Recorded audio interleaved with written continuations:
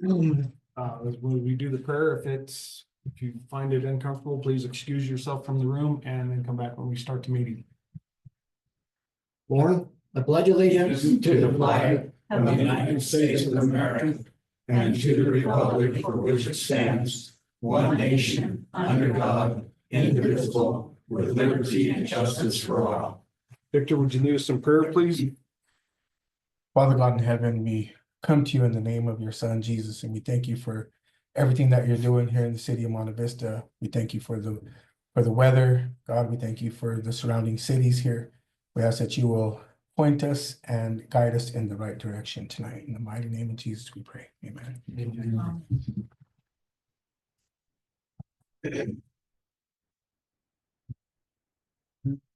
Roll call, Unita? Counselor Howard, Here. Counselor Lorenz, Here. Counselor Watson, Here. Mayor Pro Tem Segala, Here. Mayor Becker, Here. a quorum is declared.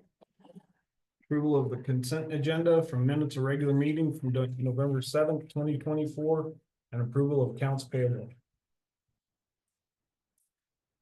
Make a motion to approve the consent agenda. Seconded. Been moved and seconded to approve the consent agenda for the minutes of regular meeting from November 7th, 2024. And a review and approval of accounts payable. Is there any discussion? Unita? Counselor Howard. Yes. Counselor Lorenz, Yes. Counselor Watson, Aye. Mayor Pro Tem Segala, Aye. Mayor Becker, Aye. motion carries to approve the consent agenda. Proclamation, communication and appointments. Appoint Monty Stolf to the Board of Adjustment. Mr. Enderling? Good evening, counselors. I guess it was about 2 months ago now, we altered the Board of Adjustment to take off, where right now it's made up all of planning and zoning members. And we're removing most of the planning and zoning members, retaining a member of council and retaining a member of the planning and zoning, but we're also gonna have some secondary members come in. So Marty has been attending multiple meetings. He's been here probably the last 4 or 5 months almost. At almost every meeting for council, and he would like to participate. Inside your packet, you had some information about him. He's got a plethora of knowledge, he's got a desire to serve, and I'm hoping you guys will appoint him to the Board of Adjustment.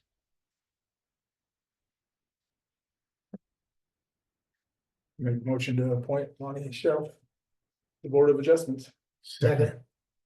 Been moved and second to appoint Monty Schoaf to the Board of Adjustments. Is there any discussion? Unita? Counselor Howard, Yes. Counselor Lorenz. Yes.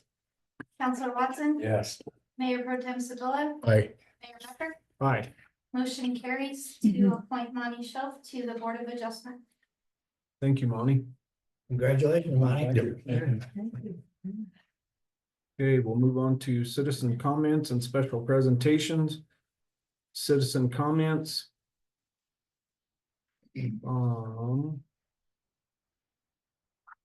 City Council welcome. To something I forgot. Sorry. City Council welcome to unscheduled comments. Please limit your comments to 3 minutes. Margo? In grand total, she's a little over the 3 minutes there. What's that? In grand total, she's a little over the 3 minutes. Hello, everybody. Good to be here. Good to see everybody here. Happy smiling faces, and we're all ready for Thanksgiving. Yay.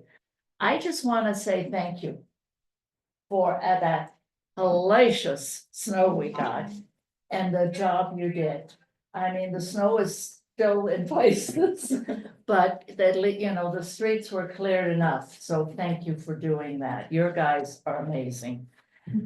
And I just wondered, I heard that there was something going on about a pool being created or an aquatic park or something.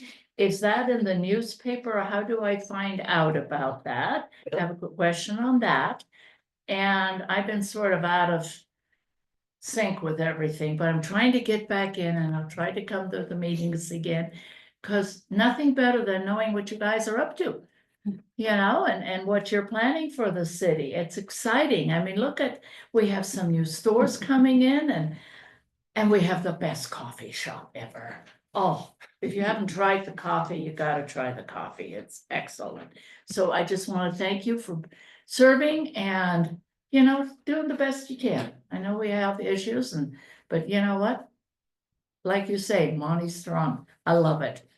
Thank you, Margot. Thank you. SLV Aquatics, Yes. SLV Aquatics. SLVAquatics.org. Okay, thank you. I'll write that down. Any other citizen comments?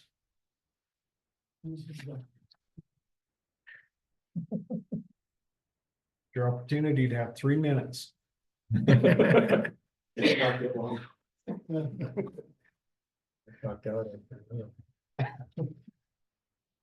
All right, we will go to scheduled appearances. No order to be included in this portion of the agenda, you have to file the appropriate paperwork with the city clerk no later than noon on Monday prior to the meeting. So we're doing just a little bit of a shuffle right there. We will start with the SGM Alley project. Mayor, can I make a suggestion? Yes, Because ma'am. Rob will be here. Why don't we jump to C? And Judge Zollers has texted me saying that she is en route. And so we've got a citizen in the audience for C, and I don't think that one will take as long. Okay, that's very good. We can do that. So conveying of a parcel of land located at Lot 1, Block 2 of the Blanca Vista Edition, 1910 Newcomb. Hi again. So in your packet, you have a lot of information on this particular parcel of land. Back in 2007, the city council at that time vacated some alleyways, and in the process of vacating the alleyways, agreed to convey some land, a small parcel, over to. I am terrible with your last name. Lorenzen. Hey, I was right, actually. Okay, Mr. Lorenzen. However, they passed the resolution to vacate the alleyways. They never did the ordinance. They never did a quick claim deed. They never actually transferred the parcel of land over to him. It's a small triangle, as you can see in your packet on the map. It's has absolutely no value to the city as far as it's not big enough for a park. It's not big enough. You could put a park bench there, but that's about all you could actually put. He's been taking care of it. He's done a really good job of making that portion of the block very attractive. And so what I need from you guys is, we have an ordinance in there. So we have to have an ordinance to convey the land over to him. And then, well, after the second reading of the ordinance, you guys also have a copy of the quitclaim deed that would give it to him if that's what you guys would so choose. I can go through all of the maps and talk more about it if you guys want. And that is completely up to you guys, or I'll answer any questions, or you can answer any questions that you may have. Looking all details, you probably owns it anyway by adverse possession. You can't adversely possess against the city. And the original ordinance just wasn't specific enough. Is that why we have to pass another one? They never did it. We never did it. They did the resolution to vacate the alleyways, but they never did the ordinance to convey that. They just never finished the final product. It took a lot of research to figure all that out, but it did eventually figure out that they didn't actually complete the process. Anybody else question? So I make a motion and approving and conveying a parcel of land located at Lot 1, Block 2. Blanca Vista Edition 910 Newcomb. And the ordinance 931 conveying that property is noted. Seconded. It's been moved and seconded to approve ordinance 931, an ordinance conveying a portion of city property located in Lot 1 adjacent to Lot 2 of Block 2 of the Blanca Vista Edition to the city of Monte Vista to a neighboring property owner. Is there any more discussion? Unita? Counselor Howard. Yeah. Counselor Lorenz, Yes. Counselor Watson, Aye. Mayor Pro Tem Segola, Aye. Mayor Becker. Aye. Motion carries to approve ordinance 931 on first reading. An ordinance conveying a portion of city property located in Lot 1 and adjacent to Lot 2 of Block 2 of the Blanca Vista Edition to the city of Monte Vista to a neighboring property owner. Thank you. Thank you. Okay, now we will move on to the SGM Alley project. Just a real quick update, council, good night, good evening. In your packet, I put a memorandum and then also, kind of a summary of where we are on our 90% design. But with the alley project, we recently achieved 90% design. The project is a complete rebuild of 2 alleys within our core downtown. These alleys provide service not only to, Sunflower Bank, but also to the post office, numerous businesses and restaurants, Nino's and all of those, Quincy's. So, we went out, and actually I went out, personally and hand delivered flyers inviting everybody to come talk about this thing. We had the engineers come down on Tuesday. We held an open house. Mayor, Councilor Howard was there. Unfortunately, we didn't have a great turnout. We only had 2 of the 10 that I thought was gonna come, show up, so it means a little more work, but as far Catherine, who's with SGM, and I, we had a really good meeting earlier that day, and we think we're pretty close to moving towards the 100%. I need to do a few things. We're gonna have about 18 properties that we're gonna have to get temporary construction easements.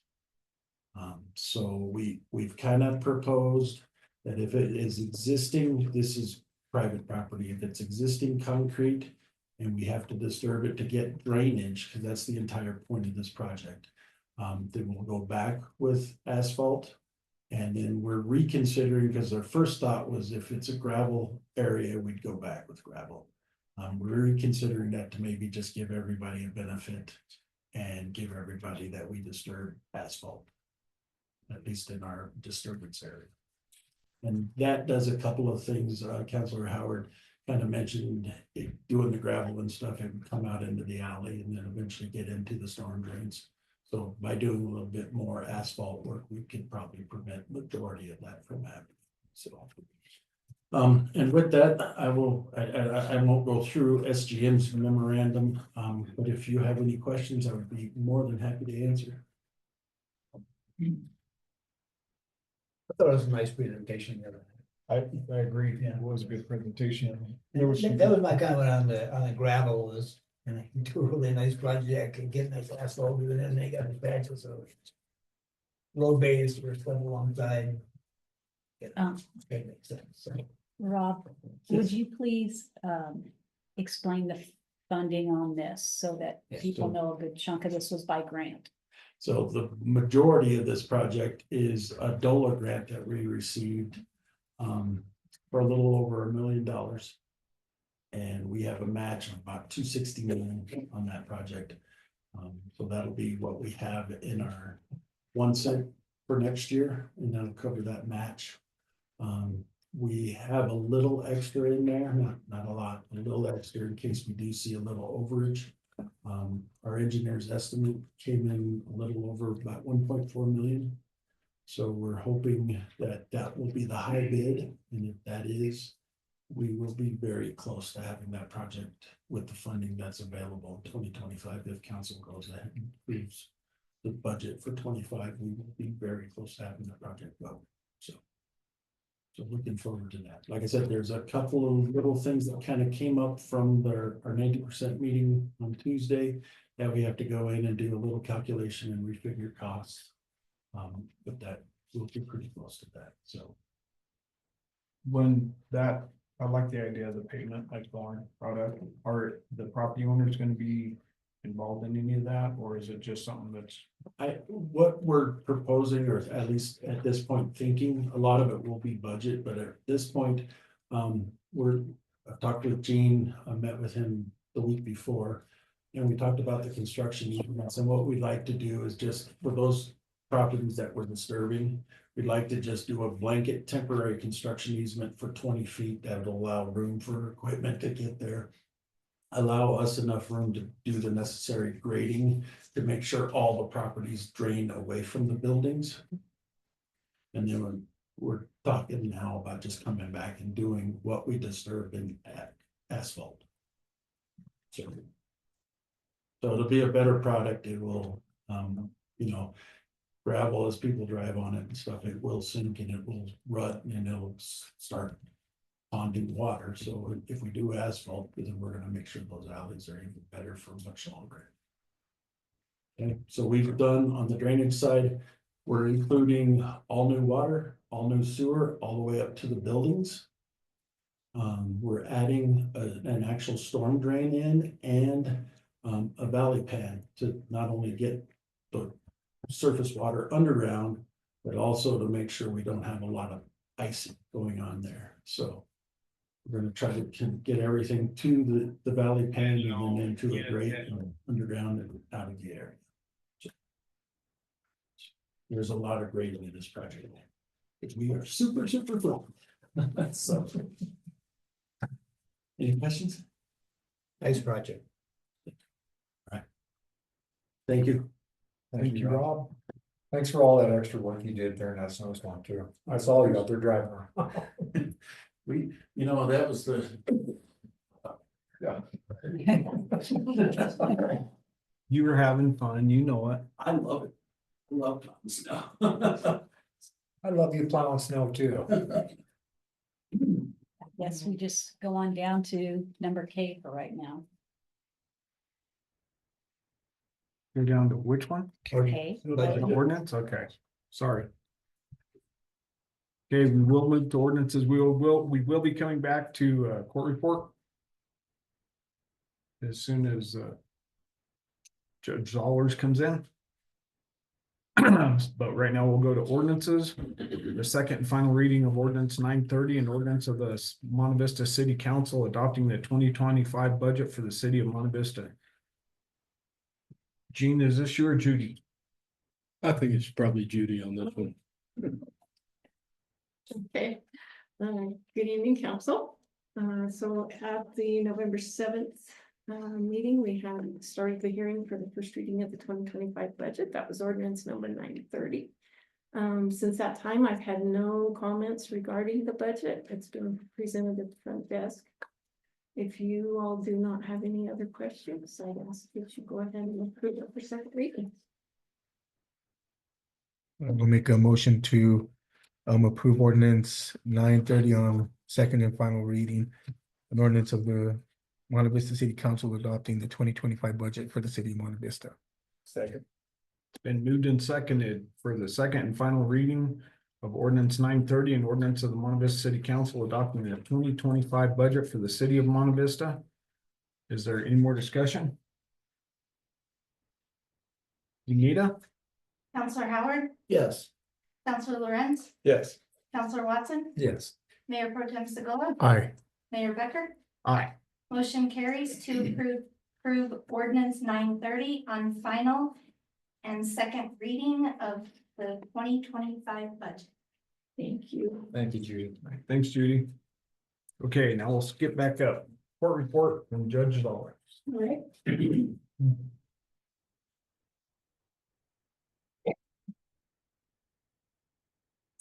Stay here, is this a recording thing or did he? That's just. That's just. Oh, okay. All right, I'm sorry, I was late. I have court on Thursdays, late afternoon, early evening in Del Norte, so I'm just trying to accommodate you guys as well as support you Del Norte, so.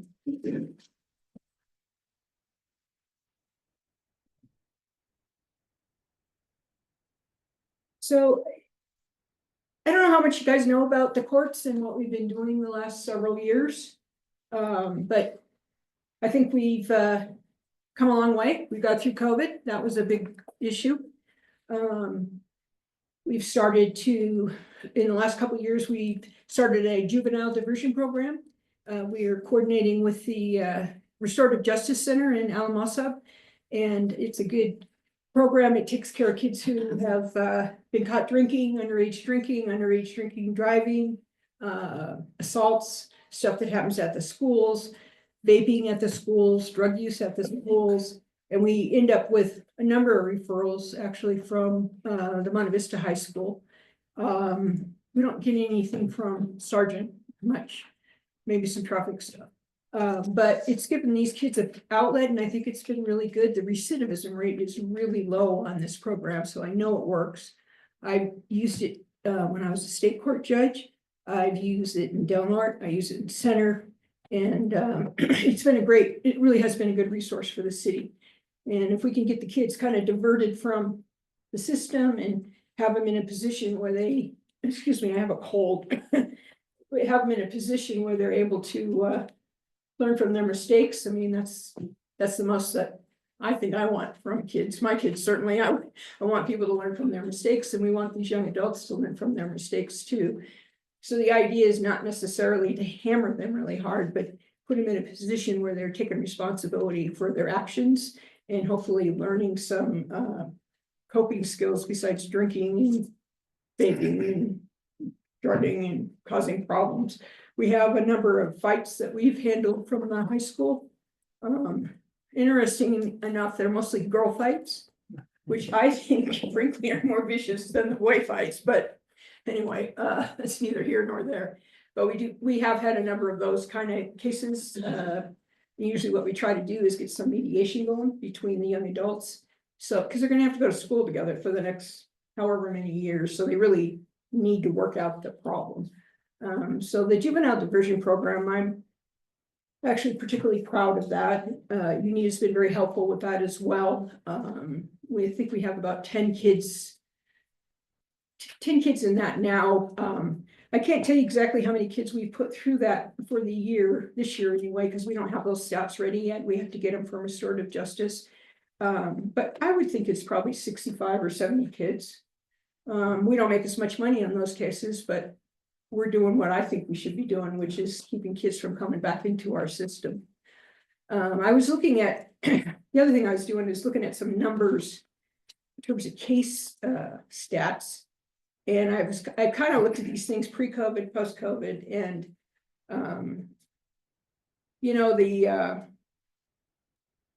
our numbers for 2024 are down slightly, although I don't know that they're really down that much from 2023. We had 244 cases in 23, 357 in 22, 521 in 2021. And I will tell you that I think part of the issue has to do with the number of tickets that get filed by law enforcement. I can't go out and do the tickets myself. I can only deal with the tickets that come into court.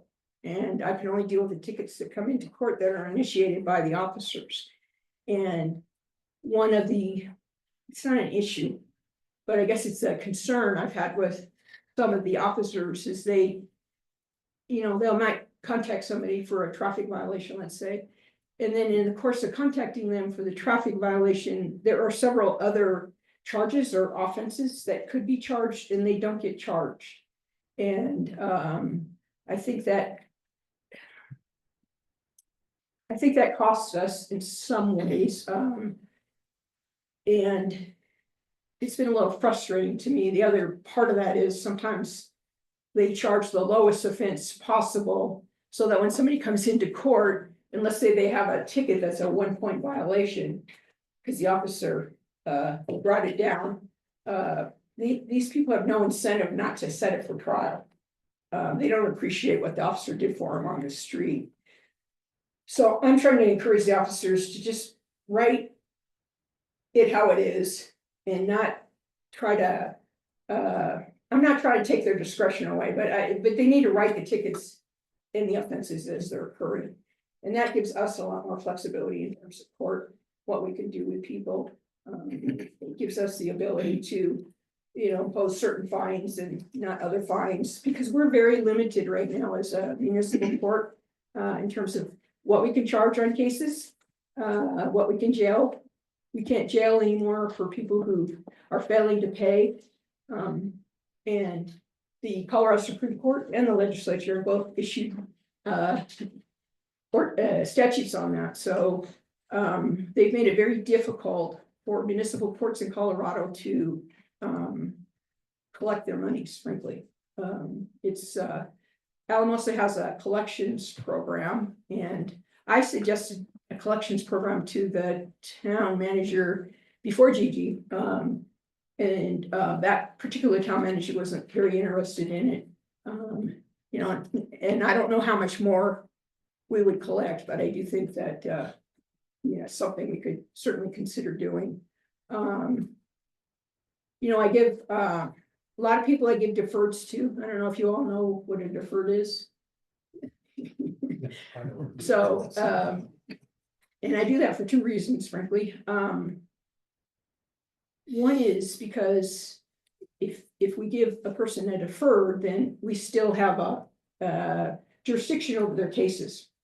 And if I just have somebody plead out, I give them a fine and costs, you know, once they're gone, they're gone. I don't really have much, I can't do a whole lot with them.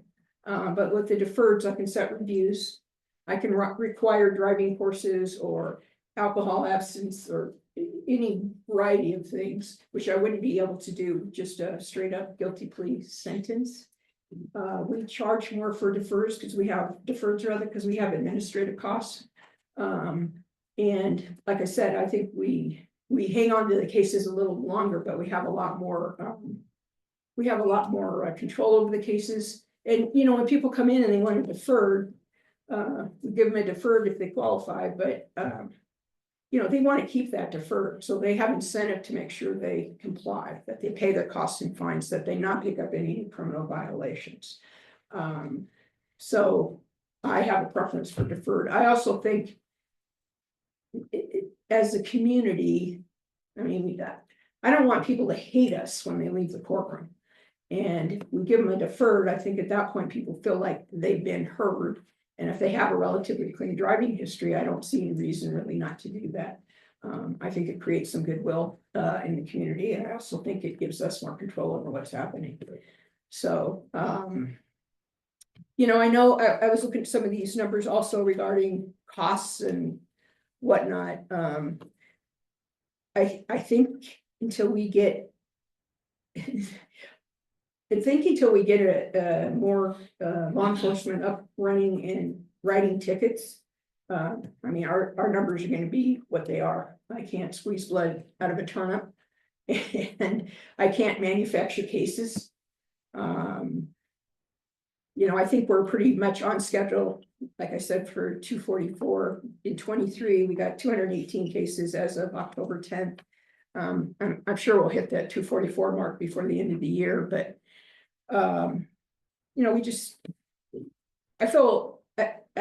I'm torn with these costs and fees and stuff because it's really hard for us to collect on those now, thanks to the Supreme Court and the legislature. I can't issue arrest warrants anymore for people who failed to pay their costs and fines. So we don't have a lot of control over those folks unless they get it deferred or something. So, and you know, I think that the number of cases drives the revenue, and I can't do anything about that. That's just the numbers. And I think until we get a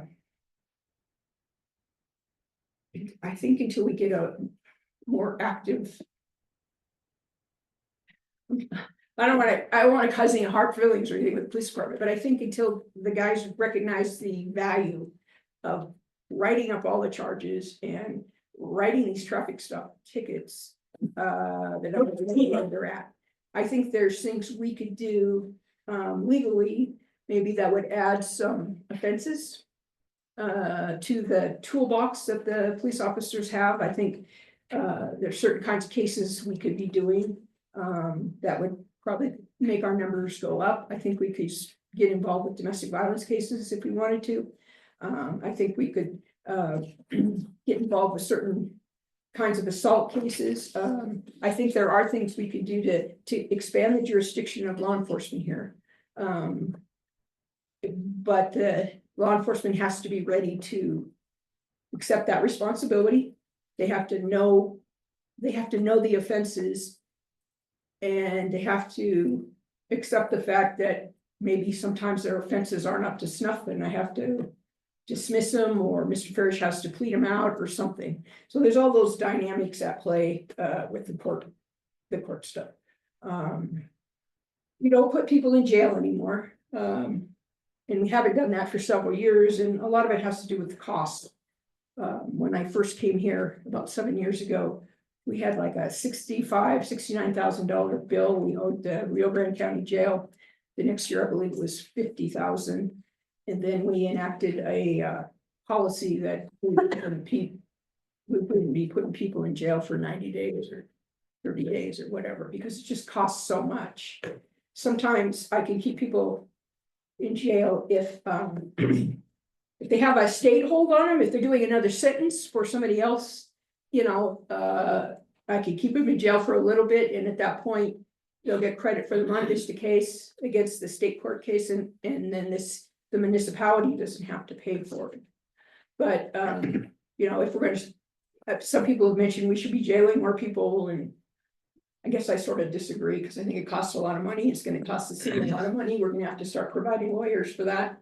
And, a lot of these cases we take care of fairly quickly. But if we really start going the jail route, it's gonna cost you all. It's gonna cost money. It's gonna cost money for the jail fees. It's gonna cost money for the lawyers, and it's gonna cost money because we'll have to provide the lawyers for poor people. And at the end of the day, I don't think there's that much benefit in it. I'd rather, give somebody a sentence, fine, costs, maybe some community service. And, we don't really have anything that serious that I think people are needing a lot of jail. If they do, they should be in county court. And I have encouraged officers to file more serious cases in county court because they have a lot more resources. They have formal probation. They have a collections department. They have the ability to do evaluations on people. And even some of the juvenile cases are much better off in juvenile district court because they can do and offer a lot more for the kids than we can do. And unless we want to start spending money on those resources, we're just not equipped to do it. I mean, like I said, it costs money. I am not sure what folks would be looking for in terms of a court report. I'm happy to answer any questions you might have.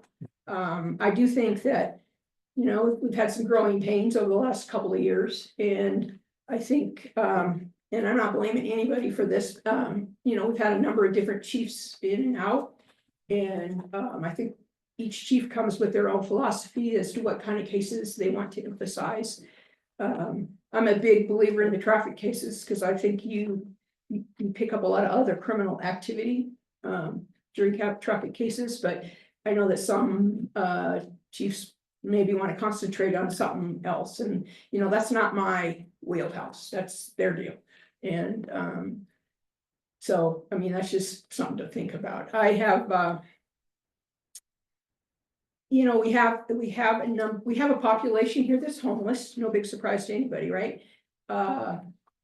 And sometimes I let those folks do community service instead of pay costs and fines. One is, again, you can't squeeze blood out of a turnip. And if I sentence somebody, say, man, I give them $150 fine costs, they're never going to pay it, and then we're just going to keep bringing this guy back to court, and he's got to show up, and unless I mean, it's a poor use of our resources. I think the community service actually provides a way for them to give back to the community. I think it holds them somewhat accountable for what they're doing. One thing that UNITA has been doing is she contacts the clients before court and reminds them of the court date. And I think that's really helped in reducing the number of failures to appear that we have. And that's the same system we use on a state court level too. I think it works pretty well that we're doing it that way. I think there's probably some grants and stuff we could look at. But again, it's going to require some policy changes and whatnot. And I actually would look to you all. I don't know what direction you want the court to take. I don't know if you're interested in this juvenile diversion program, if that's something you guys you like. I mean, if you're interested, maybe getting involved with some civil protection order stuff or domestic violence, that's going to require that we meet certain criteria and conditions. The law enforcement's going to have to do it right. And it may be that we have to provide lawyers to people. So So you folks, you know, you can tell me how much you want to expand things or not expand things. Anybody have any questions? Well, it'd be interesting to hear more about it. I mean, it's really my first exposure to your program on Okay. juveniles. But, Yeah. you know, is there information or? We have some, yes, some of it's available online, but we refer kids to the juvenile restorative justice for traffic. They have something called a traffic circle where kids come in with traffic tickets. And usually if they go through that program, they'll get it deferred. And I think that's a good program. Because kids don't have very many points. Adults, we all get 12 points unless you have a CDL and it's higher, but the kids have like 5 points the first 9 months of their license. So you give a kid a 4-point speeding ticket, he's got 1 point left and it also causes major insurance issues with parents and stuff. So I think that's been a good outlet and a good diversion. I think it, I mean, my son went through it and it was a good program because I had to sit in there with them and listen to it. And again, the recidivism rate on those kids who go through that traffic program is really low. I mean, you're not seeing those kids back in court on speeding tickets or whatever.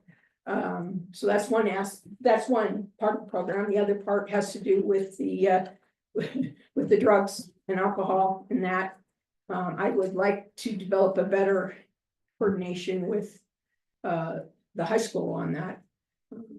And I mean, I think that that's something that we can set up. I also think, and then the other part of the diversion program would be for these fights that happen at the high school. And like I said, some of them are pretty nasty. And you know, those cases require some time and them sitting down and talking to people. And but you know, if the kids are coming to court, I think what it does is it makes them realize the seriousness of the case. And you know, I'm not trying to make court unpleasant for them, but I'm trying to impose that this is a serious matter. And they need to take advantage of what we're offering. Give them a learning curve without ruining their lives. Something like that, exactly, and I don't want them to come back. So I make the kids work for these deferreds and whatnot. And so far, I really think it's worked pretty well. You know, we have sometimes on those kind of cases, the kids have to pay $100 to go through the deferred, the restorative justice program. And so I'll cut them slack on the fine. And I think that's fair because I want these kids to go through that and they get a whole lot of counseling and everything else in those programs. And eventually it's something that saves the community a lot of money too. You know, and I'm happy to provide you with the website, Mr. Howard, or, you know, we've got some forms and I think we have some brochures on that too. I wish we had something similar to that for adults. Because I started to say earlier, we have a lot of homeless people in the community and they're drug addicts and they keep coming in on these trespass charges, you know, they're sleeping in abandoned homes and you know, they're just caught in this cycle. And I feel like that part is not changing and I don't know. I'm not sure what we can do about it. I mean, everybody has that problem, but I think the rural communities suffer more because, you know, we don't have a homeless shelter here. You know, we don't have a good program for a drug rehab for a lot of these people. When George was the chief, it wasn't George, it was John Rosenkrantz was the chief. He and I worked out a program where I would put people on bond. And a condition of bond was that they had to report to the police department once or twice a week and take $10 drug tests. And then if they came back positive on these drug tests, they'd come back into court and we'd catch them right then and there. You know, it wouldn't be like a 3-month thing down the line. And I think that was more effective than what we're doing now, which is nothing. But again, that, you know, those tests I think were like $10 a pop or something. I think John thought they were worth it because they got some of these folks with drug problems off the streets and we were able to push them into case management resources so they would help with some housing. And mental health is another big problem in our community. And I'm talking about the whole valley really, but Rio Grande County doesn't, yeah. The Rio Grande County mineral, we don't have the resources for those folks. And a lot of the folks we see, especially the homeless folks and the people with drug problems, they're not getting the help they need. And that's why they keep coming back into court and back into court. And, you know, at some point, you have to kind of figure out where to draw the line and, you know, and sometimes it's easier just to close the case up. If you had something for a couple of years and they keep coming back and nothing's happening, because there's really not much we can do. I mean, we can put them in jail for 10 days, but that's just gonna cost you all a bunch of money and, it doesn't change anything. You know, they might dry out for 10 days, but we need, I wish we could get invested in more systemic solutions to some of the community problems that we have. You know, I think there's more money right now going into the youth and I'm fine with that. I mean, I'm happy with the way that's turning out, but you know, we just don't have the resources. It would be nice to find out if there's some grants somewhere available, but if we do a grant, then we're gonna be accountable and beholden to the grant. The people, grantors, the people who are giving us the money, you know, and that sets up another level of administration and expense for the city. So it kind of depends on the direction that you all want to go with your community. You know, I think there are things that we could do. I think there are things we could do that would be not cost that much, but I think they might have a big impact on the community. And frankly, this drug testing thing I had going with Chief Rosenkrantz was a really good system. And you know, if we can get those folks out of the homes they're living in and keep them from stealing stuff. I mean, they're stealing things like $1.35 worth of pop, you know, and then we have them in court, and I don't know how much it costs us to have them in court, but it's a lot more than $1.35. Cheaper for the city just to pay for the pop than it would be to. Essentially, you're right. But I mean, that's another thing I've really tried to emphasize since I've come here is that anybody who commits, if you commit a crime, there's usually a victim over here. And I've tried to encourage the law enforcement to come up with restitution figures because I want the defendant to know that they harmed a person. And it might not seem like much, but they should be responsible for that. And so I order restitution a lot. But part of that depends on cooperation from law enforcement because they have to get the restitution figures for me to order it. And I have about 90 days to a 90-day window after somebody's sentenced for me to do something with that. And if I don't get something in 90 days, there's not much I can do. So what am I trying to say? I think there's a lot of things we could be doing. We're not doing them all. I think a lot of it, I think maybe there needs to be a more coordinated effort with law enforcement and also with, you know, what direction you folks want us to take in the court. I mean, it's your court. And like I said, I can only deal with what comes in front of me. And I can't make the numbers higher or lower.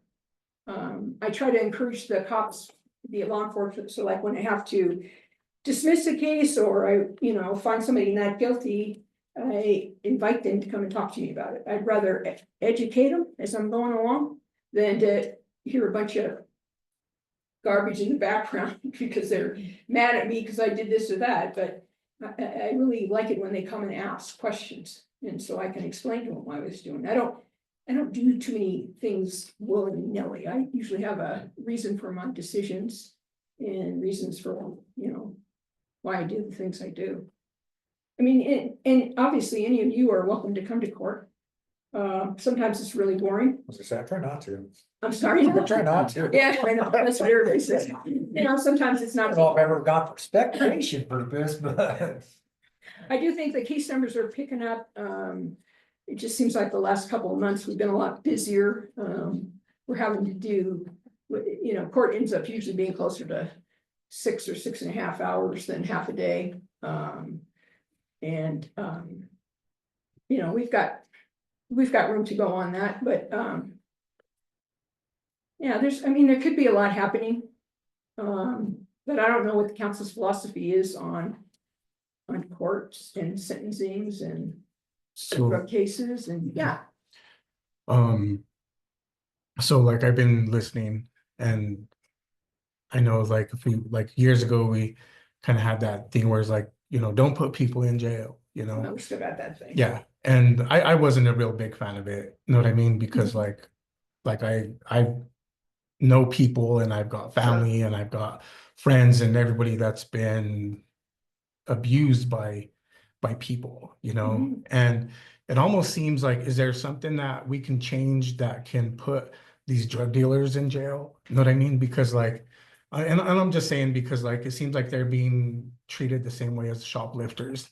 You know what I mean? And like, just because like I know people and like personal family members that have been hurt by Sure. these people over and over and over, and then they get arrested, and then like the next day they're back out on the street doing the same thing. And then I'm like, when is this gonna go away? So like I'm kind of curious to what can we do? What is there a procedure that we can? About 3 or 4, maybe even 5 years ago, Colorado mandated that we give personal recognizance bond to low-level drug offenders, and to like first-time DUIs and second-time DUIs. That PR bond is basically a person gets out on their signature. Is a first time offender, it doesn't matter like the amount of controlled substance? It does, but there's a presumption, and we don't deal with those guys because our code doesn't allow for it. We don't do felonies, we just do low-level misdemeanor type stuff. The state court handles that, but I can tell you, as a former judge in the state courts, it was very frustrating for me to have to give these guys PR bonds, and I used to try to find, well, never mind. It was frustrating for me to be giving these guys PR bonds, but I agree with you, and I think that we need to concentrate our energies, frankly, as a community, on the drug dealers. Maybe not so much the cottage industry.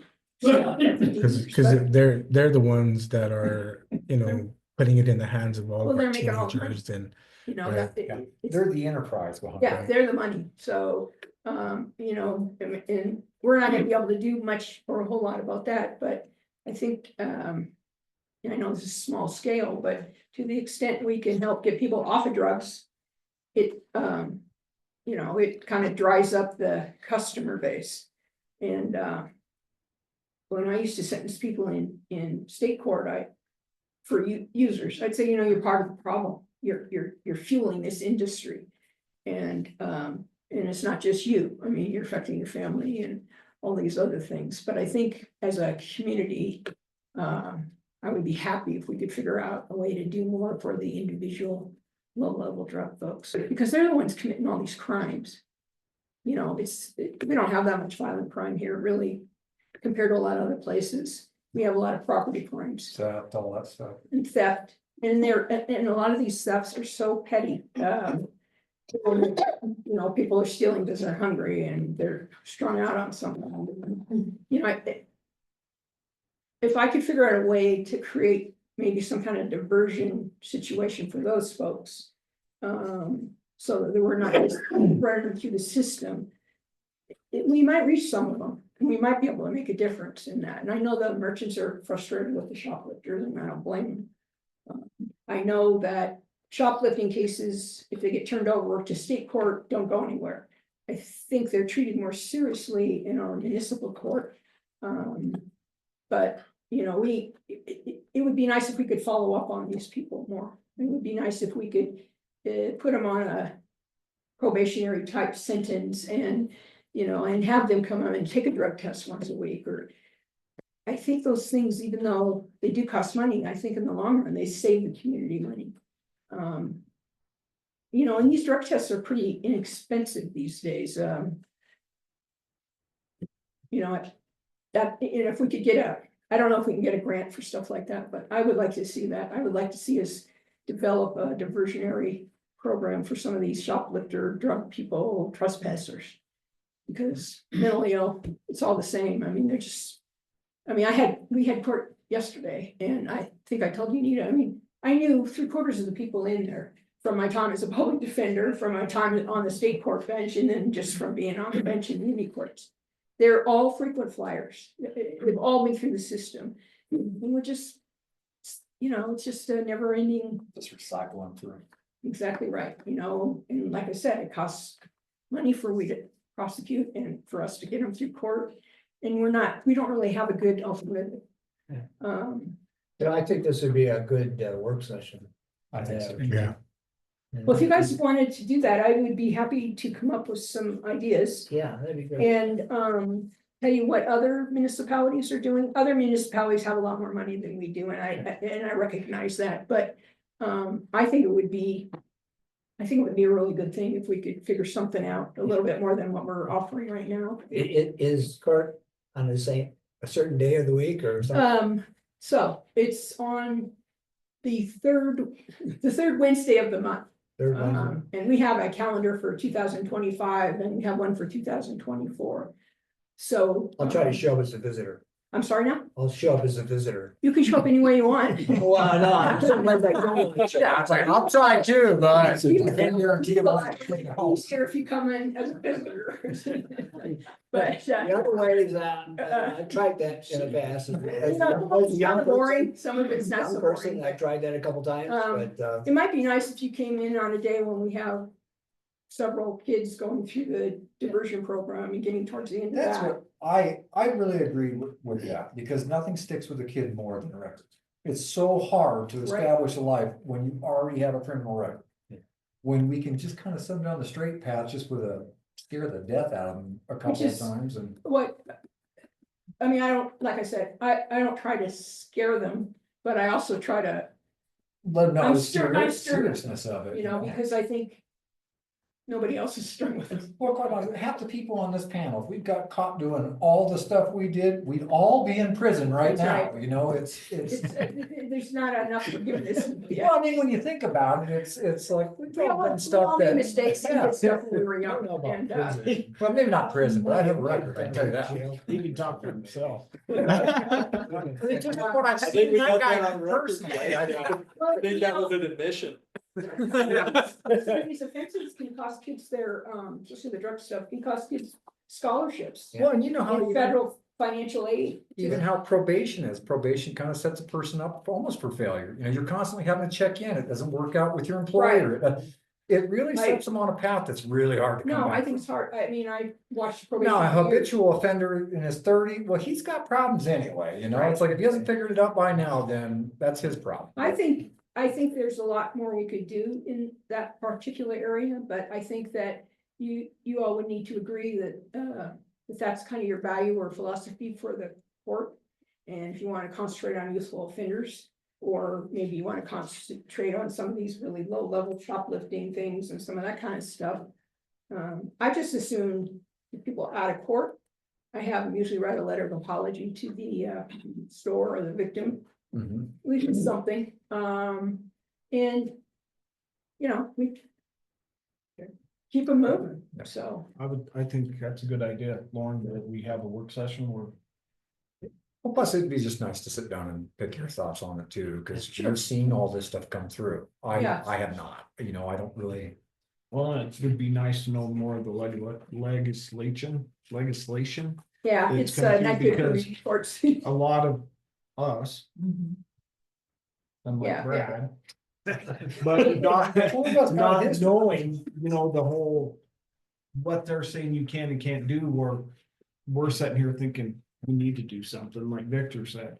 So I think we need to, There's a lot more restrictions. The Supreme Court's gotten involved with municipal courts. Colorado legislature's gotten involved with municipal courts. Their municipal courts have kind of gotten a bad rap in Colorado. ACO's been investigating them.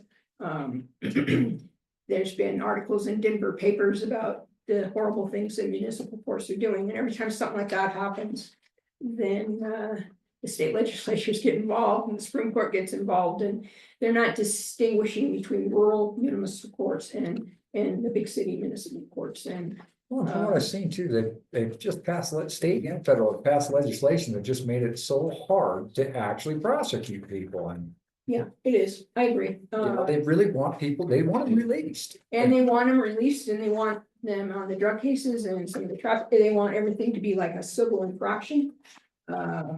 Which is fine, but you know, that means they're out there and nobody's learning anything and nobody's getting better. So, Could we get it on the schedule? Just look at when we could do that and then. do you have are your work sessions a certain day of the month or how do you guys usually do that? Just kind of We schedule. just it. kind of set 'em. It's ad hoc. Okay, So it can work. So if you can, I'm not sure what your schedule is, but maybe we can get something set up so that. sure. As long as I have some lead time, because then I can do some research actually and find out what's happening with some other municipal courts. And maybe get some ballpark figures, what it would cost us to do something like that. Great. So maybe we can just communicate a little bit and get something set up. Sure. And then let us know maybe. Seems like y'all have a lot on your plate right now, so maybe, I don't know if you're looking to do this after the first or, It'll be next year. Yeah. Yeah. yeah, that would work better for me as well, so. But, you know, I can start working on some of that, looking at stuff and. It's usually nice just to hear your thoughts on it. Sure, I'm always happy to. You know, lawyers, we get paid by the word. I express my thoughts a lot too, I shouldn't though. Thank As you can see. Does anyone have any other questions? I just have a quick question. I'm not sure if somebody knows when the contract is. My contract expires at the end of December. Okay, Yeah, it expires at the end of December, so I would need some sort of decision from you all about if you're gonna extend it. And we probably should talk about for how long, okay. that sort of thing. So, But that's up to you guys. okay, You have to let me know though, so I have enough time to do stuff one way or the other. Yeah. So. Okay. You guys can figure that part out. Let me know. Thank For you. sure. Yeah, thank you. Barb, thank you. You're welcome. I appreciate you guys giving me the opportunity to come in. I probably should have come in a lot sooner with some of this stuff, but I'm happy to do it tonight. So I do thank you for the chance to address you all, and I'd be happy to come to a work session to brainstorm some ideas for our court and community. It's just nice to pick your brain every now and then to see what's I going don't know on. what's left of it, frankly, but anyway. thank you. Thank you very Thank you very much. much. Who's gonna write some?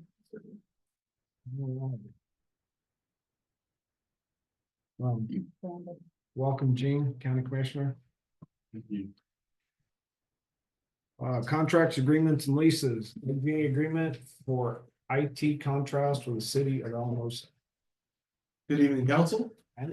Tonight before you is an option to extend the agreement that the city of Monte Vista and the city of Alamos have had for the past 8 years. This agreement allows our IT department to work with both the city of Alamos and the city of Monte Vista in a unified way.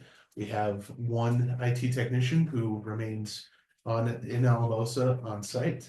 It also brings the rest of the team, which includes another IT technician, systems analyst, and the IT director. Through those services, we provide networking, security. We administer the servers. We aid in discussions and counsel for any IT related matters. We've found it beneficial for both cities. In fact, Alamosa this past Wednesday, the 6th, I believe, agreed to sign the contract if it is approved by this body. So we are hoping to continue the success that it's been so far. I can tell you that I've been reached out to from other municipalities that have a very similar situation where they look to create these intergovernmental agreements and use them as ways to not just provide services across, but to bridge the connection. We've been able to see in both the city of Alamosa and Monte Vista that having this type of communication ability has made a lot of things so much broader in how we approach things. One of the most recent discussions that we've had concerned utility billing and the type of paper that is used to send out those bills. We found out that Monte Vista has different, style that we do, and almost is like, actually, that sounds like a better way to do it. So, and same thing, that we get to learn from the pitfalls in Alamosa. Monte Vista gets to learn from the vice versa. So if you have any questions, I'm here to answer those. But yes, that is before you tonight.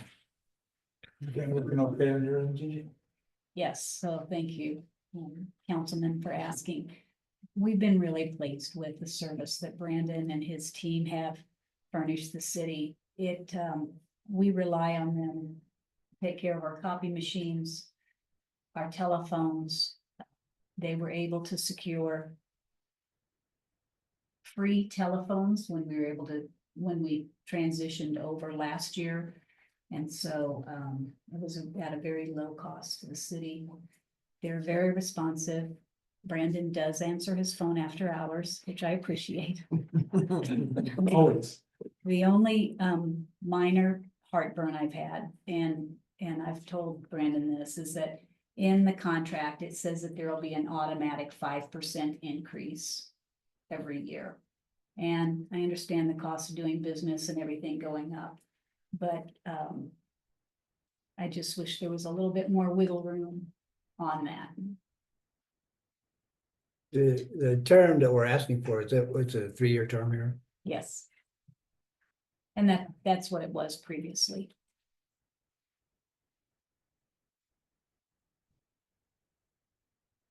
They take care of all the software. Brandon works closely with Judy as far as on the budget.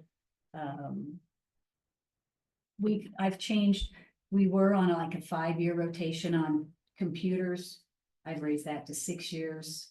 And they do a good job. They're dependable. Well, and I think that what you're saying there is ultimately, we work for you. We work for the city of Monte Vista.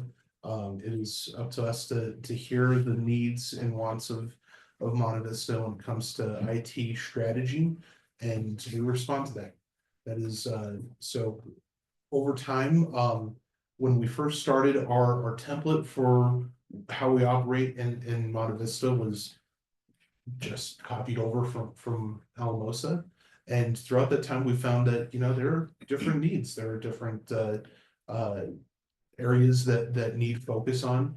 And working with staff here has been very enlightening to myself and my staff. And like I said, between both cities, so we can be able to respond to those types of things. And Gigi has done an incredible job at being very clear and showing us her vision, and we've been able to adopt that. And I think that through those conversations, we're better poised than we ever have been. That includes conversations with UNITA as well. Our recent project for the revamping the city website and adopting ADA policies that have been mandated by the Colorado government. We are much further ahead than a lot of smaller municipalities have been, and that's because of that type of collaboration, because we can work together. Sarah went training recently, and she actually met with our ADA coordinator, and they've been able to crosstalk and develop co-strategies and kind of say like, oh, hey, this is what we have going on our end, and this is what we have going on our end, and we look forward to continuing those conversations. But in reading the IGA, it's up to 5%. It depends. Is that not right? That is correct. Well, So yeah, it's up to 5% per year, depending on the raises that are given to the IT staff from Alamosa. So far, out of the last 8 years, I believe that 5% increase has been met every year. So through a combination of COLA and paper performance, the staff has reached that 5%. What that also means is that if the city of Alamosa decides to not give or cannot give the IT staff a COLA or a raise that amounts to 5%, if it's under that 5%, Monte Vista will only pay that difference. So it's that 5% is a cap.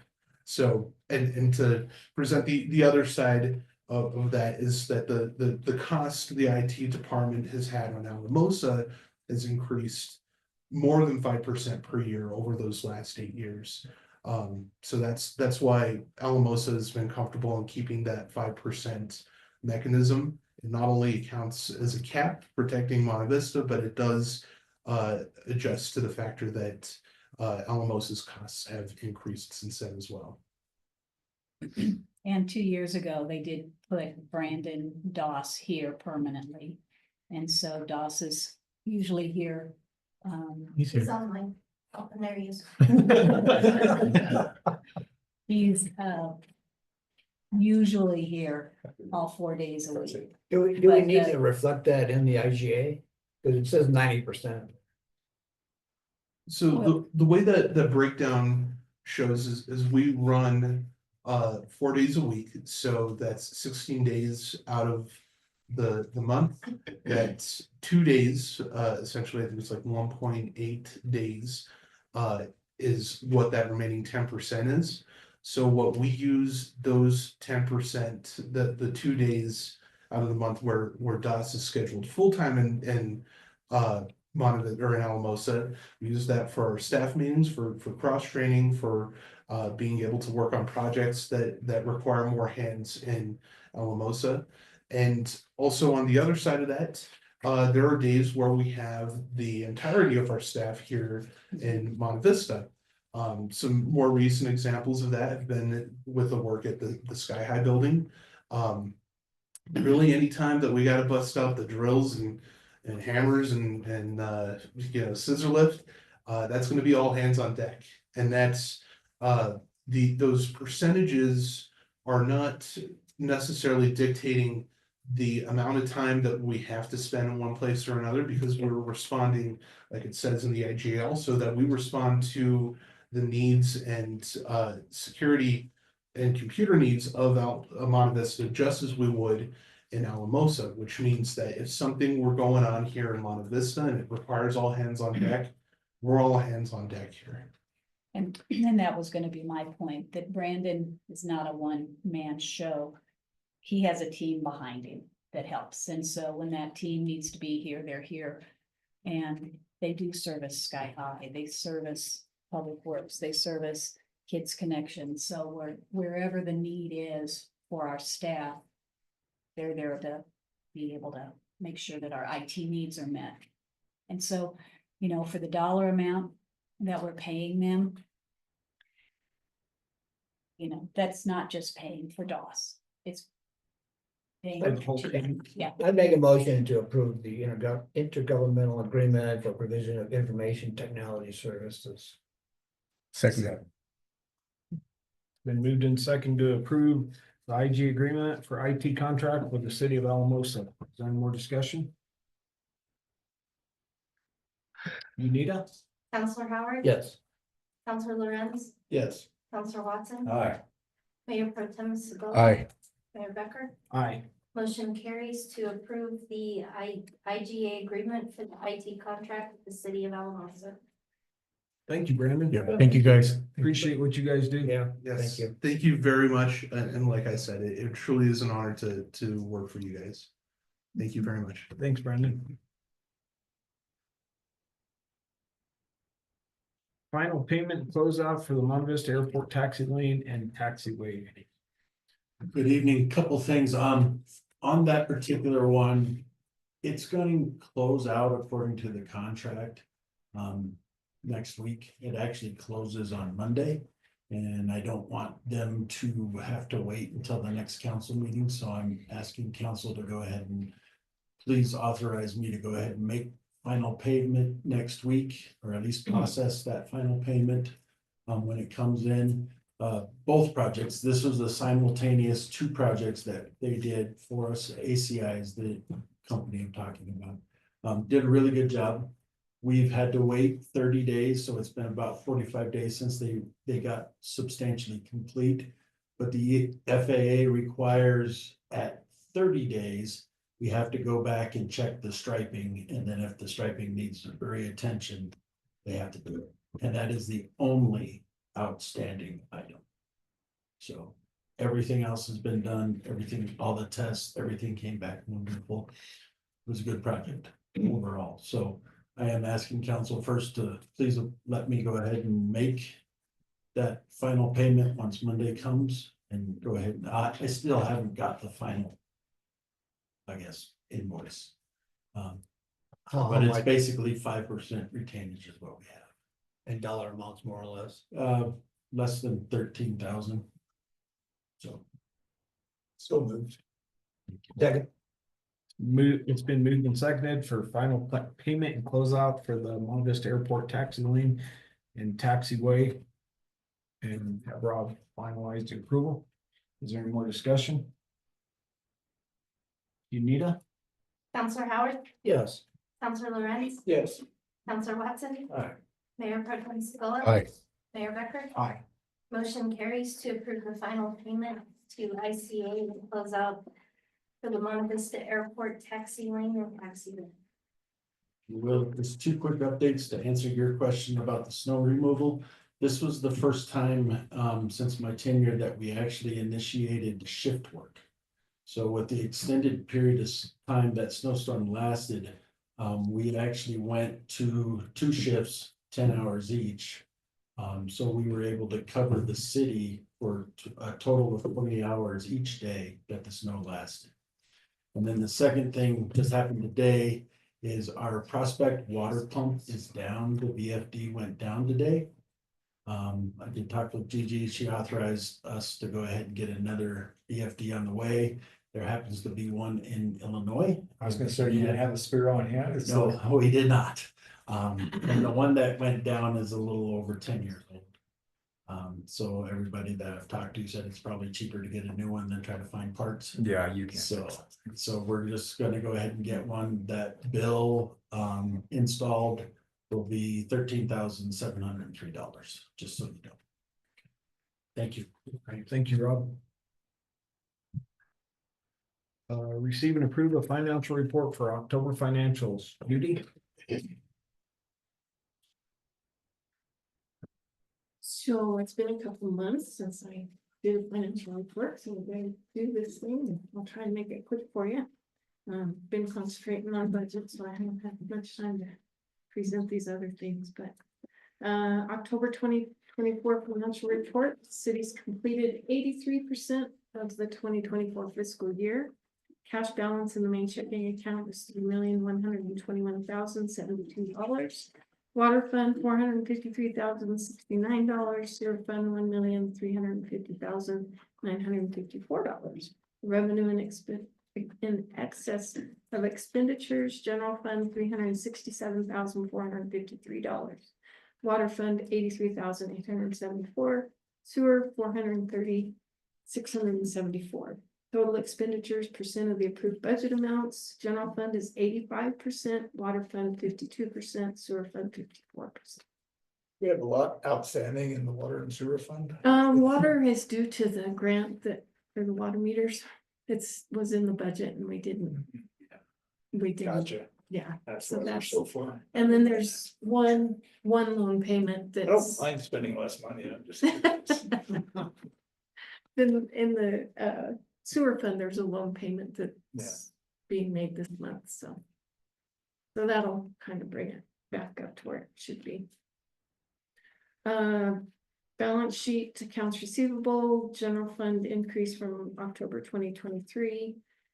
Due to increase in court fines receivables, sky high rent receivables, and franchise tax receivables.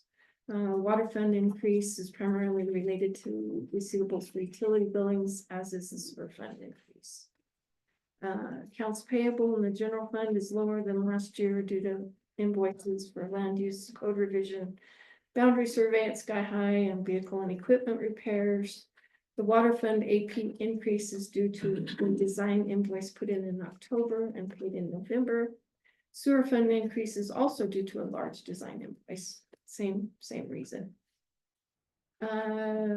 Revenues, general fund increase overall is $262,738 related to tax revenue. Primarily the receipt of the Senate Bill 22 reimbursement because the other taxes, Rio Grande County sales tax is down about the same time as the property taxes, that same amount as the property taxes up, so. We've had a slight increase in business licenses and building permits. Our governmental revenue is up primarily for federal grants. We've had an increase in recreation sports fees, increase in court costs and fines, and an increase in sky high rent. Although a portion of that will be deferred to 2025. There's been a water fund decrease of $223,000, but that was related to ARPA funds that we received last year for the Dennis Street project and the generator purchase. Sewer fund overall increase is related to wastewater engineering, increase in charges, and new sewer taps. General fund monthly comparison. General fund revenues average about $459,263 per month. October's revenue is below that average. I might mention that property tax accounts for the higher amounts in February, April, and then the loan donation from the Alcohol Foundation accounts for the large increase in September. General property tax revenue follows the same pattern over the last months and years, with a spike in April and June and a traditional dive in July. Compared to October of 2023, the city has collected $51,980 more in 2024. Unfortunately, Rio Grande County sales tax revenue came in lower again this past month, causing our year-to-date through October 2024 to be $47,761 lower than 2023. So they kind of knock each other out. City sales tax revenue was a bit lower the last 2 months than 2023. However, in total, it continues to trend higher than the last 2 years. Year to date for October of 2024 is $35,155 higher than last year. Overall, total tax revenue is up compared to October of 2023 by $113,000, again, primarily attributable to the state tax backfill that we received from Senate Bill 22-238. Overall expenditures in the general fund have increased. Gone over these several times, mainly due to police department salaries and benefits due to being fully staffed. We had an increase in staff for Sky High, increase of a staff member in the community development, public works, overlapping positions for training, increase in general liability insurance.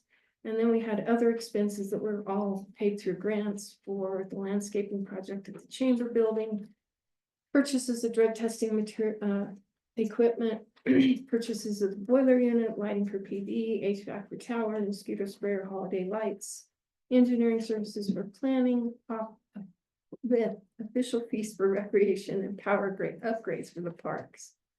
The water fund decrease would have been an increase due to wages and benefits. However, the Dennis Street project in 2023 caused the expenditures last year to be higher. Sewer fund increase due to wages and benefits, general liability insurance, utilities, and engineering expenses reimbursed through grant funds. General fund expenditures average $422,518 per month. October's expenditures come in below that average. The September outlier again is the Sky High loan payment, which we made the last one. General fund expenditures budget comparison. Comparing monthly budget amounts for expenditures is 83% of the budget year. We're over by 2.5% in the general fund. Most areas are under budget. However, buildings is over budget due to a lower foundation grant for the chamber that passed through the city for their landscaping. So that was all reimbursed. Recreation is over budget due to the donations for the golf course that were processed through the enterprise zone and then passed through to the golf course. This should be taken care of in the budget amendment I'm working on, so they shouldn't show over budget. when that's passed through. Our current ratio is $4.07 of current assets for every dollar of current liabilities.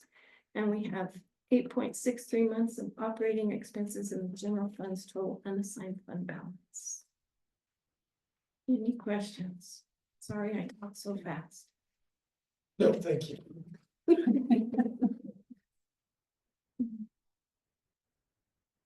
Alrighty. Thank you.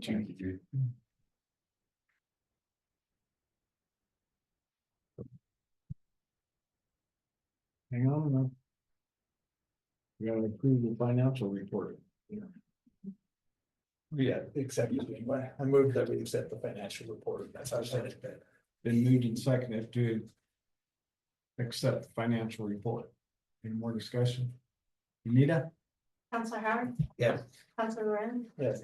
Counselor Watson. Aye. Mayor Pro Tem Sedan. Aye. Mayor Becker. Aye. And carries to approve the financial report. Okay, Durbin. Now you can come up. Okay, thank you. Good evening, everyone.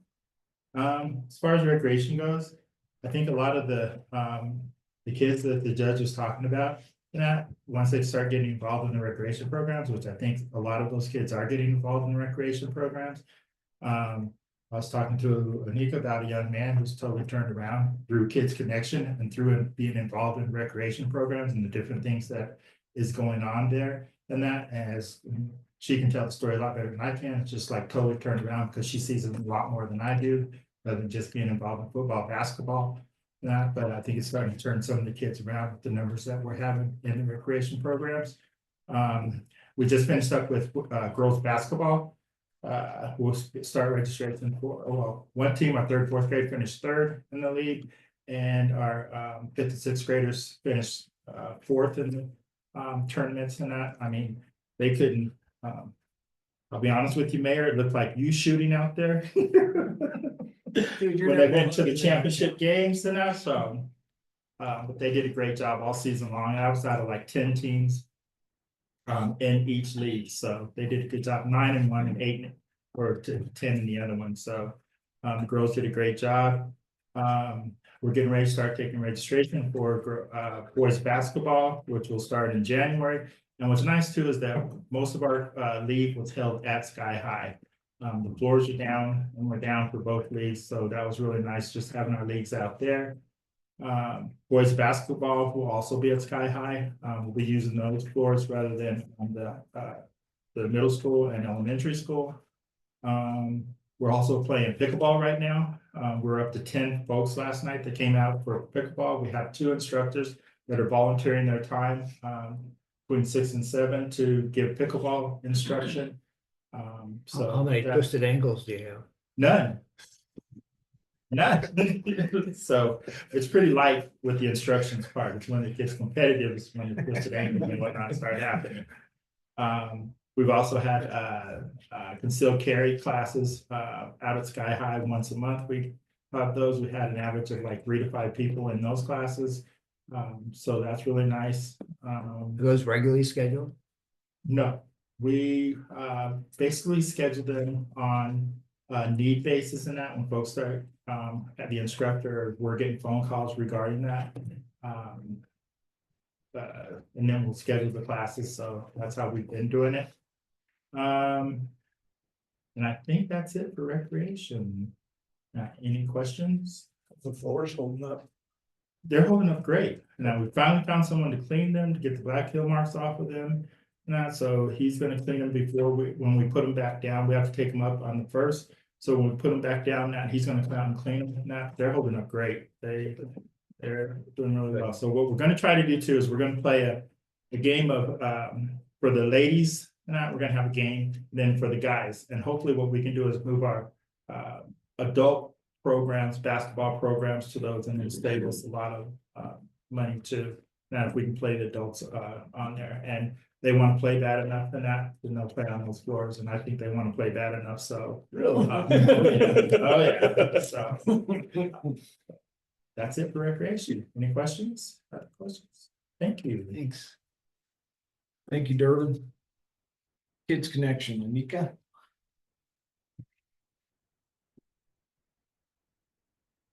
Right, good evening. Mine is short and sweet also. We take care of kids. I don't have like huge updates for you. It's kids and more kids, but the last 2 weeks, I've been working really hard to get 2 grants out of or off of my computer and out to grant funders for 2025. Finally completed the last one today, or the second one today. So both of those have been submitted. We should know within the next month if we got funding from those organizations for 2025.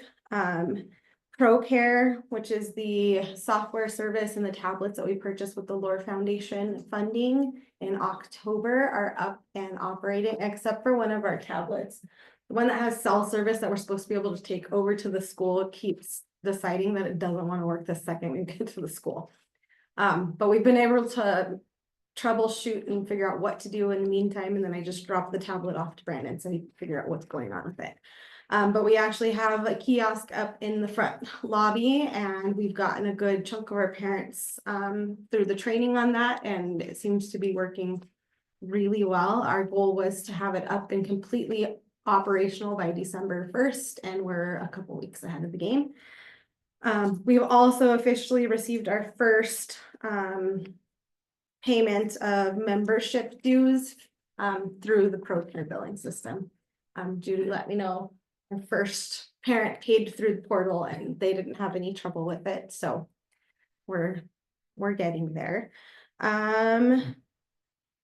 Let's see. Oh, I promised you guys I would have a quick stat from the summer. I finally got through breaking down summer numbers for our meal service program. And I just want you to know that for our summer food service program, because this is our first year of summer food service program through the USDA, all on our own without a sponsor overseeing us. We served 737 breakfasts this summer. 1,271 lunches were served to our members this summer. That actually, and this is my favorite stat, breaks down to 16,064 64 8-ounce glasses of milk, which is equivalent to 1,004 gallons of milk for the summer. How many cows? I don't have the question. It might For the be breakdown cheaper here, for us it's- to actually get our own milking cows and put the kids to work to earn it. And then I just have next week is Thanksgiving break. So Kids Connection will be closed. We're not open during Thanksgiving break. I give my staff an opportunity to enjoy family. We are coming in on Monday to prep for Christmas. So when kids come back from Thanksgiving break, the building will be ready to go for Christmas with Christmas decorations. And then the last thing I want to remind everybody is the San Luis Valley Federal Bank Spirit of Giving is happening right now. So if you have a account with San Luis Valley Federal, they set aside $35,000 to nonprofit organizations in the Valley. And for every account that you hold with them, you are able to push one vote towards the nonprofit program of your choice. So I'd highly encourage you to vote for Kids Connection. We could use all the votes that we can get and hope to break last year's record. So you'll see lots of emails coming out because I plan on pushing one every week until the Spirit of Giving is over. And that goes for my audience members too. We would appreciate your vote for Kids Connection. Is there any questions for me? Good. Thank you. Thank you. Planning, DJ. Mine will be short. We haven't had a really busy month. So the EPA grant for the ditch, we did not get it awarded. There was 2,500 applicants over the course of the actual application process. So they did away with the interview portion, which was 20 points out of what was allotted. So it went down to 155. We were awarded 135.5 points overall. And then, so we were also invited to resubmit. So it was adjusted. The only concerns they asked about was actually more on CU's management. Like, do they have the experience? Like showing that we have some controls for fraud, waste, and abuse and those kinds of things. So we beefed up the application. It was resubmitted earlier this week. So hopefully we'll hear back from them at the end of the month and we'll see where it goes from there. There was, I didn't expect it to be as competitive as it ended up being. I don't think they did either. They had to do an all call all the way through the entire EPA to get enough people to review the grants to get them reviewed in a timely manner. So we did, however, get awarded a Safe Streets for All. So that is a $118,000 grant. We have a little bit of matching in there that's all done through in-kind. And that one is going to give some money for some equipment and some stuff for Rob to do some demonstrations in various places around the city. And that demonstration will come in the form of painted lines, some delineators and things like that to change traffic patterns a little bit to either calm or move traffic or pedestrians around. The other portion of that is all for a study. So there's two portions to the Safe Streets for All grant. The first one is planning and a action plan. Once we have the action plan, then we can apply for implementation, which is a much larger grant. So once we get through the action plan, we'll then look at what we want to do and then apply for another grant to do some street work. We turned in a letter. Well, we worked with SLV Go and they turned in a letter to GoCo as a letter of intent for a grant for a planner. And we were invited to turn in a full application. And that person would be housed at SLV Go. It's actually funding one of their positions. Annie, who has done a ton of work for us. She's the reason why we've been able to write some of our grants, be successful with some of our grants. So we're helping support them on that grant. We worked on a Safe Routes to School grant for a couple of weeks, but the due outs were just too big. We weren't able to submit it. Unfortunately for us, we found out too late. There was a non-matching grant that we could have gotten. So we're waiting for the next cycle. We're going to start prepping for it now and doing the things we can do so that we can get it later. Or apply for it since it's a non-matching grant for us. We're working on grants for the baseball fields. We've already submitted the first one. And we're also working through our plans on how to balance construction. Stephanie's desire for recreation, the fields to be used or to be moved, and also recreation to be able to have their events throughout the summer. So we're working through that planning process so that we can impact the school and recreation as little as possible to still get it done. Some good news. There is Kent Brimhall's property west of Sunflower Bank has sold. They're under contract. I'm sorry? SLV Fed, sorry. It's sold, it's under contract. There is a company out of Tennessee who is going to build a approximate $6.5 million facility that will be a manufactured home plant that will have 50 employees and will create 1 to 2 bedroom homes. It will produce approximately 1 house per day. Once it's up and running, there'll be affordable houses, 1 bedroom, 2 bedroom homes that can be delivered anywhere in the San Luis Valley, as well as northern New Mexico, Utah, up and down the west slope. So a lot of great things there. I mean, 50 jobs would be a major employment boost, and it's skilled trained jobs. So they can come in without, and they'll get trained, and then they can move on, or they can stay to work there. So it's kind of a good thing. Throughout the process of the EPA grant, we found a few problems such as Mr. Lindgren's land. We found a couple of roads that had not been dedicated to the city, or they just never got filed or processed through county.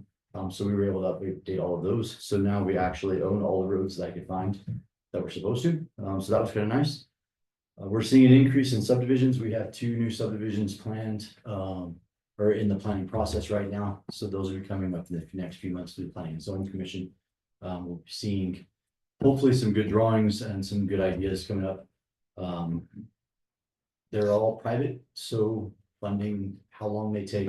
When we talked about an apartment complex that's going to go in south of Legacy for months and months, and now they've closed on that project. So private money seems to take a lot longer for them to move the actual process and get it done.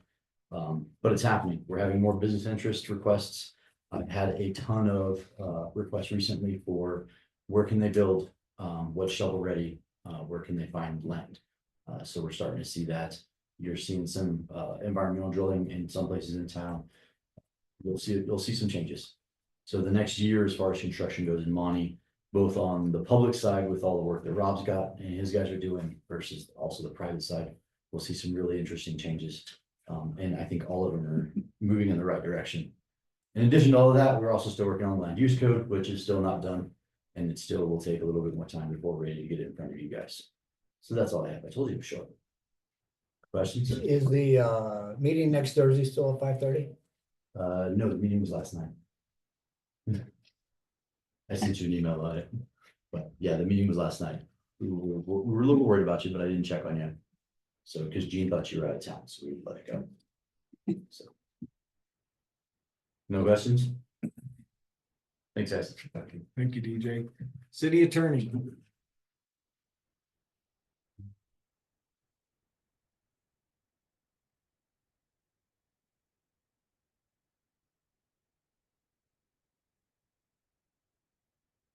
Mayor, council. Well, first of all, in municipal court, I think Barb did a good job of kind of laying out how municipal court works and the kind of things that we're trying to implement there. We had yesterday 42 cases, and those consisted of trespass, shoplifting, assaults, disorderly conducts, trash, possession of drug paraphernalia, vandalism, tobacco products on school property, underage consumption of alcohol, dangerous dogs and dogs running at large, theft, harassment, and traffic. So we got the whole gamut of what you, and you know, there's a lot of theories that if you prosecute and catch things at a lower level, it really prevents things from happening at a much higher level sometimes. And so I think that's what we're trying to do here. And it's municipal court went, in my opinion, pretty smoothly yesterday. And working through all these things, you know, it's I've seen the parents really concerned about the kids when they come in, and when I have a parent there standing there and looking at the kid rather than looking at me, I know we're kind of getting through to them. You know, like underage consumption of alcohol, mom saying, and the daughter saying, yeah, I did something really stupid because I had a BA of 0.11 and she must have drank the whole bottle of wine or something. She said, I'm never going to do that again. And you know, they go through a little program there, and it seems to work, and it's really good to see that. And most of the people, I noticed if you treat them with respect when they come in, and you sit down with them and you start talking to them about what they actually did, and the police report is laid out there, we're getting one guilty plea after another on the whole thing. It's an approach that they understand that they're part of society, and they have duties to perform. And I think we're making some progress there. Some of the other time I've spent in city matters, reviewing the drafts of the land use code and revisions, that's a work in progress. It's 176 pages of text that I'm going to look at there, so it's taken time, and I've got to go back through and look at how our code is and make comparisons there and make recommendations to P&Z on that. That's taking some time. And also on provisions related to the sale of city property. I've spent some time doing some of that. Also meeting with Rob on issues for the alley, as he mentioned, and on the improvement projects on the east and west side, the alleys on Adams Street there, and then on the walkway project from Sky High Park to the railroad tracks. And when you're dealing with CDOT, you're dealing with some different issues there than you are with just the private issues on the alleys. So we talked about that. Most of my city time this past few weeks has been spent on what I would call, I guess, administration issues in the city. Let me just say that that's still a work in progress. I can't say too much more about it at this time since we're waiting on a couple of reports. I think we're beginning to see some light at the end of the tunnel. And we've been having a lot of Zoom meetings with Sursa Council and a lot of input there. So I'm sure you'll be hearing more about that. Any questions? Thank you. Thank you, Gene. Thank you, Gene. Where's that City sticking out? manager. Where's that sticking out? Oh, man, how is So when you put water in it. That's it. those little She pieces walks of up to the paper hold a sticky lot of note. She information. says, "That's not." Got the magnifying glass up on there. She doesn't let us see it until she gets. Yeah, that's the first time I think I smiled all day. That was funny. We held open enrollment yesterday and that went well. In your packet, you'll see the charges for the Anthem insurance. And so I just wanted you guys to see that. Judy was crossing her fingers saying, okay, let's budget an 8% increase. And it was greater than that, and our insurance company was able to get it negotiated down, so we were right at 8%. So that was really, yeah, I was like, yes, you got a big A+ for the day. The city pays 75% of an employee's insurance, and the employee pays 25%. So it's really a very lovely benefit to them. I don't think sometimes they really realize the impact of something like that insurance goes. So I want to thank Judy for doing a good job. This was her first budget. She hasn't been in the job a whole year yet. And so just want to say good job. And she spent lots of hours working away on it. Just a couple holiday reminders you guys might want to be putting on your calendar. December 7th, and we'll talk about it at the next meeting as well, but is our Faith Hinckley rededication. And that's a Saturday. It'll be at 11 o'clock there at the park. And so the weather that we can see forecasted is no snow. So that's a big plus. And then that same day is the holiday parade and the turning on the lights at Full and Wider Park. So that same day. And so that will be the lighting of the trees will be at 5:15. Rob will be turning on some of the Christmas lights or holiday lights, excuse me, this next weekend. And then, we do our big holiday thing at Full and Wider. So come join us if you'd like. I won't rattle them off this time, but there's a very large list of people that donated this year for the holiday lights. And so I wanted to give them extra kudos. And then the employee holiday luncheon you all are invited to. That'll be December the 18th. That's at Dos Rios from 11 to 1. And so we'd love to have you all join us if you can. And then finally, just can't believe it. There's a national holiday for my birthday. Well, why not? Yeah. Yeah.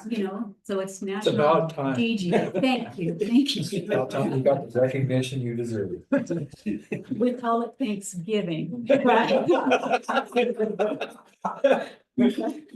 But it is a national holiday. There's so many jokes every It's Turkey Day. Thank you.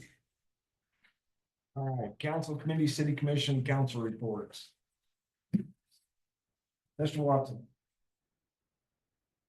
Nothing about them terrible hiring. That's what I got to say.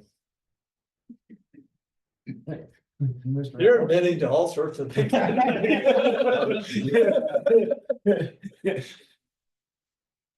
Howard? No, nothing other than what I commented tonight.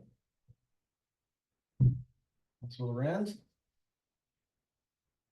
Vote for Kids Connection. Yeah. Spirit of giving. There you go. Second time. Victor? That's it? All right, well, for everybody to know, Neighborhood Watch is trying to get started back up again. Chelsea Martinez is hold some grants together to get things going. So the next meeting will be December 17th at 6 p.m. at the library.